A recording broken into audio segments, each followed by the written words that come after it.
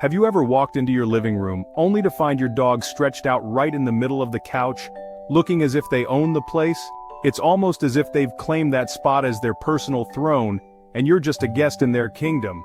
Whether it's a tiny terrier or a big golden retriever, dogs have a way of making themselves right at home, often in the most prominent spot available. And then there's that classic moment, when you sit down with a snack, and suddenly, you feel a pair of eyes locked onto you. Your dog sits nearby watching every bite, silently asking, "Are you really going to eat that without sharing?" It's a look that's hard to resist, and sometimes it feels like they're the ones setting the rules about who gets what treat in the house. These little power plays make you stop and wonder, who's actually running the show here?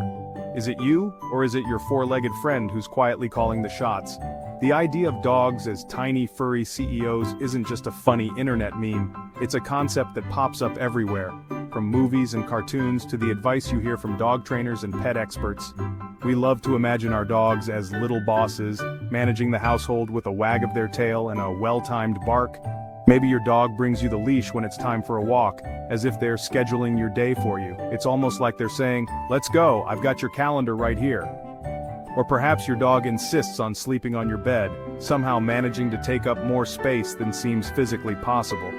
You find yourself clinging to the edge, while your dog sprawls out comfortably, completely at ease. These quirky behaviors are undeniably cute, and they often make us laugh.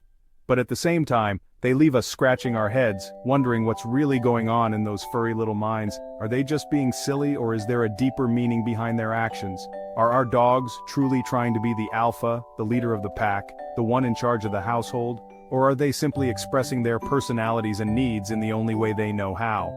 Maybe there's more to it than just a battle for dominance. Could it be that our dogs are communicating with us in their own unique language, trying to tell us something important about how they feel and what they need? Understanding these behaviors is the key to building a truly great relationship with your dog. It's not just about who's in charge, it's about learning to communicate, building trust, and creating a happy, harmonious home for both of you. When you start to see things from your dog's perspective, you'll discover a whole new level of connection and joy. So let's dig a little deeper. Is your dog really plotting to take over the corner office, or is there something else at play? Are they the boss, or are they just looking for love, comfort, and a little bit of fun? Get ready to be surprised by what we uncover. The truth about your dog's CEO behavior might just change the way you see your furry friend, and your role in their world, forever. Why do we ask, does my dog think it's the pack leader? Because we want happy, well-behaved dogs and a peaceful home. When our dogs act assertive, barking for dinner, nudging for pets, or claiming the couch, it's easy to wonder if they're trying to run the show. We use human ideas of leadership to make sense of their behavior, but is that really what's happening? Misunderstanding their motivations can lead to frustration and ineffective training. If we see their actions as communication, not power plays, we can respond better and strengthen our bond. This changes how we train, how we interpret their actions, and how we relate to them.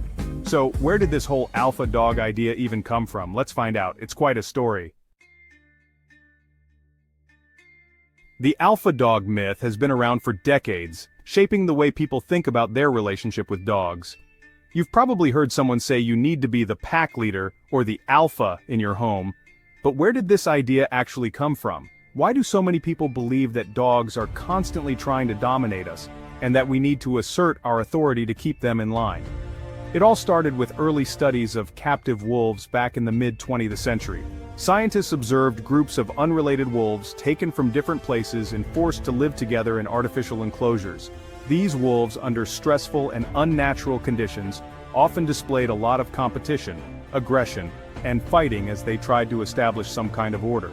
Watching these interactions, researchers noticed what looked like a strict pecking order, with one wolf at the top calling the shots.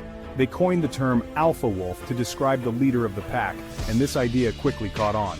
The concept of a dominant alpha controlling the group became a popular way to explain wolf, and later, dog, behavior.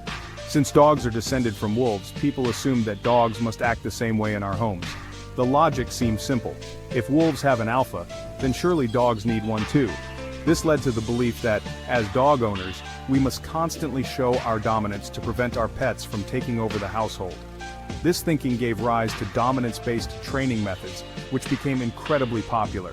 Media, person eating at table while dog waits nearby, owner ignoring dog during mealtime, dog looking up at food, eat before your dog to show you're in charge. Always walk through doors first, use physical corrections or force to put your dog in its place. These rules were supposed to reinforce your status as the leader and discourage any so-called dominant behavior from your dog. The idea spread like wildfire through TV shows, best-selling books, and celebrity trainers. Suddenly, everyone was talking about being the alpha, and many people became convinced that their dogs were always scheming to take control of the couch, the food bowl, or even the whole family. But here's the truth. Your family isn't a pack of unrelated, stressed-out captive wolves, and your dog isn't plotting to control the kibble or overthrow your household. Dogs have lived alongside humans for thousands of years, and their social structure is nothing like that of wolves in captivity.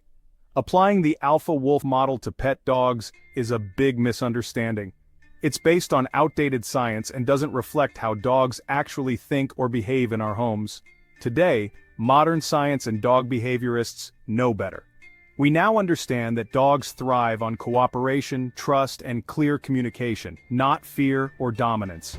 The best relationships with our dogs are built on kindness, consistency, and respect.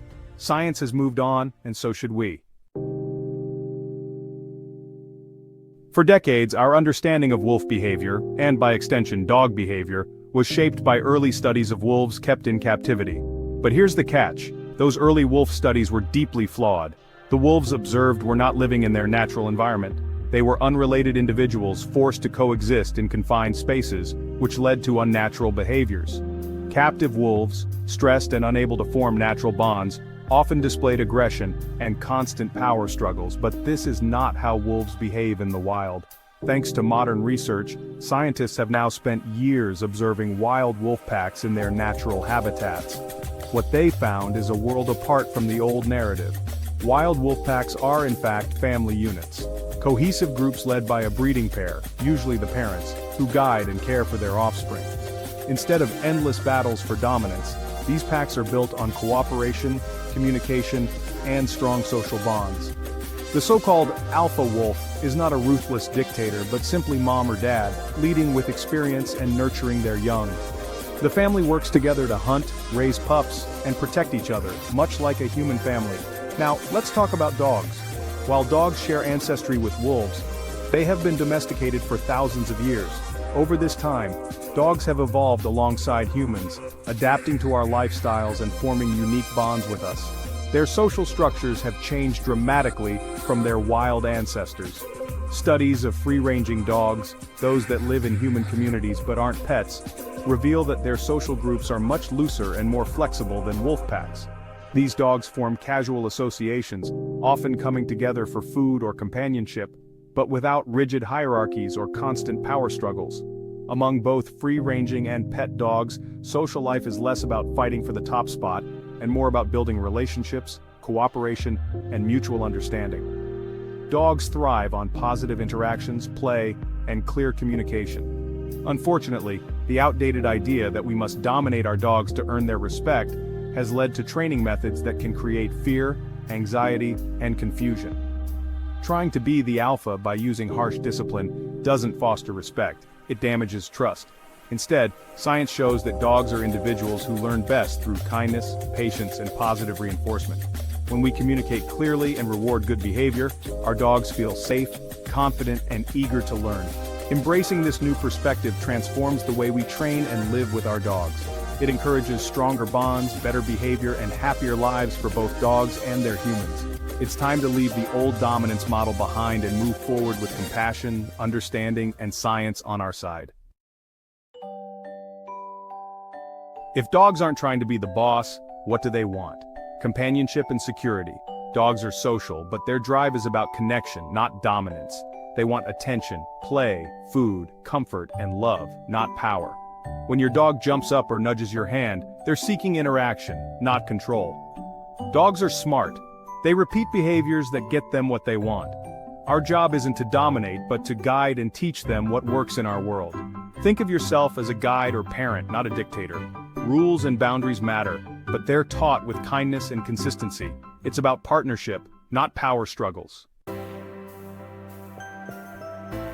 So how do we build a great bond and train our dogs?